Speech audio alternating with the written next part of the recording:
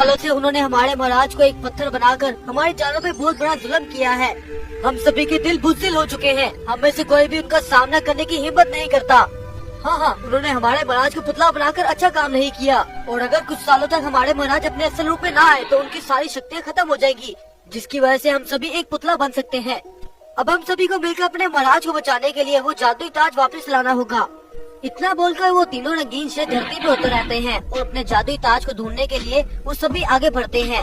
लेकिन तभी अचानक उनके सामने एक विशाल रंगीन चीता आता है तुम्हें जिसकी तलाश उस तक पहुँचने की मंजिल है मेरे पास।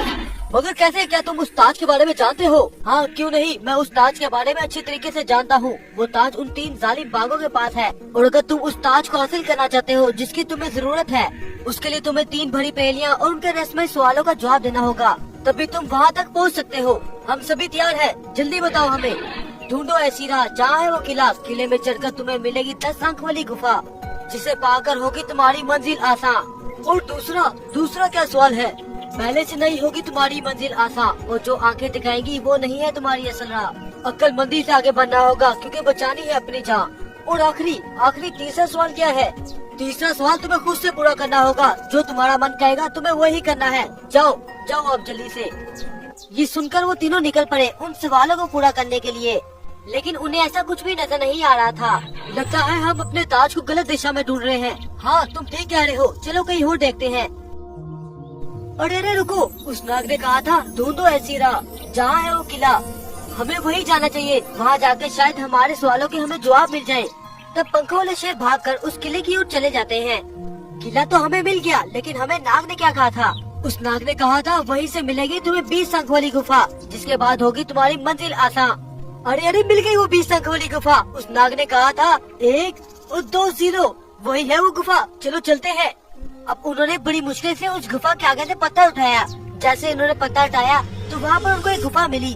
उन सभी को गुफा के अंदर जाते हुए बहुत खौफ आ रहा था, लेकिन वो सभी हिम्मत करके उस गुफा के अंदर चले जाते हैं।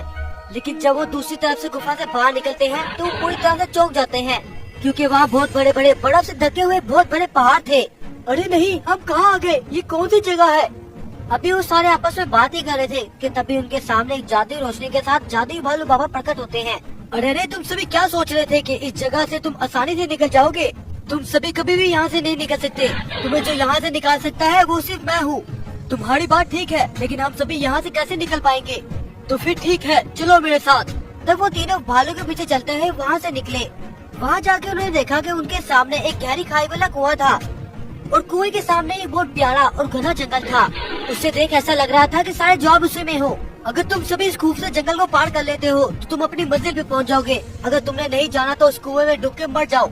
नहीं रुको, नाग ने कहा था पहले से नहीं होगी मंजिल आसान। सही कहा, आंखें जो दिखाएंगी वो नहीं है तुम्हारी राह। कूदना पड़ेगा अगर तुम्हें बचानी है अपनी जान। ये सोचकर वो तीनों उस कुएं में चले जाते हैं।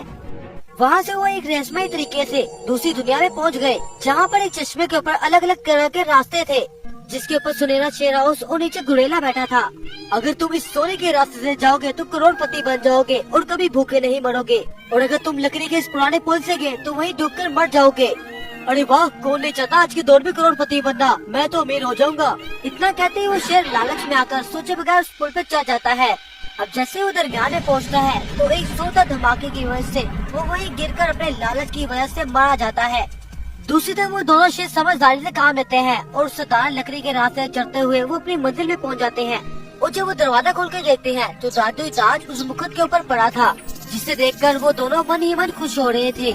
तब वो वापस अपनी दुनिया में पहुंचकर जादुई ताज अपने महाराज को रखते हैं, जिसकी वजह से विशाल शेर वापस अपनी हालत में आ जाता है और अपने सिपाहियों की कामयाबी में बहुत खुश होता है। दूसरी तरफ जब खूनी बाघ वापस अपने ताज के पास आते हैं, ताज को ना देखकर वो हैरान हो जाते हैं। तभी वहाँ विशाल शेर अपने सिपाहियों के साथ आता है और उन 3 जालिम बाघों को अपने सामने देखकर गुस्से में आ जाता है। फिर वो अपनी जादुई शक्ति की वजह से उन तीनों को हमेशा के लिए पत्थर बना देता है।